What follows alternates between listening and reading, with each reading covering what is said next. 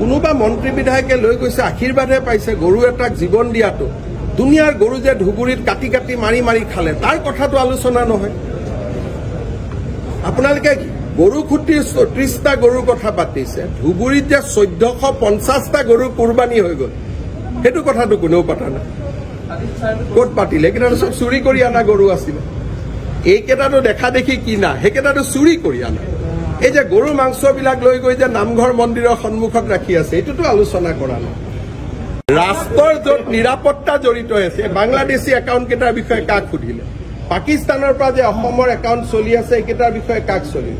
আজিতো মই ইমানলৈকে কওঁ যে অসম যুৱ কংগ্ৰেছৰ একাউণ্টটো সৌদি আৰবিয়াৰ পৰা চলি আছে কিন্তু সেইবিলাকতো আপোনালোকৰ ইণ্টাৰেষ্ট নাই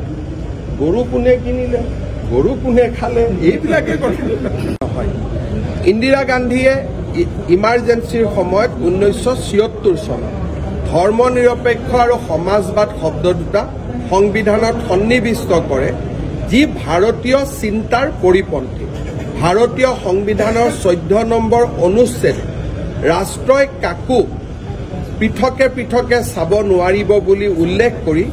ধৰ্ম নিৰপেক্ষতাৰ এক বিশাল স্তম্ভ নিৰ্মাণ কৰি থৈ গৈছিল কিন্তু তাৰ পিছতো এই দুইটা শব্দৰ ব্যৱহাৰে আমাৰ দেশখনক পশ্চিমীয়া দেশৰ কাষলৈ ওচৰ চপাই লৈ গল আৰু আমাৰ ৰাষ্ট্ৰৰ নিজৰ চিন্তাধাৰাৰ পৰা আমি আঁতৰি গলো সেইবাবে আমি কেন্দ্ৰীয় চৰকাৰক অনুৰোধ জনাম যে ভাৰতৰ সংবিধান যি ধৰণে অম্বেদকাৰ ডাঙৰীয়াই ৰচনা কৰিছিল ডক্টৰ ৰাজেন্দ্ৰ প্ৰসাদৰ নেতৃত্বত যি ধৰণে সংবিধানখন গ্ৰহণ কৰা হৈছিল সংবিধানৰ প্ৰস্তাৱনা তেনেকৈ থাকিব দিয়া উচিত জৰুৰী অৱস্থাৰ সময়ত সংযোজিত শব্দ দুটা সংবিধানৰ পৰা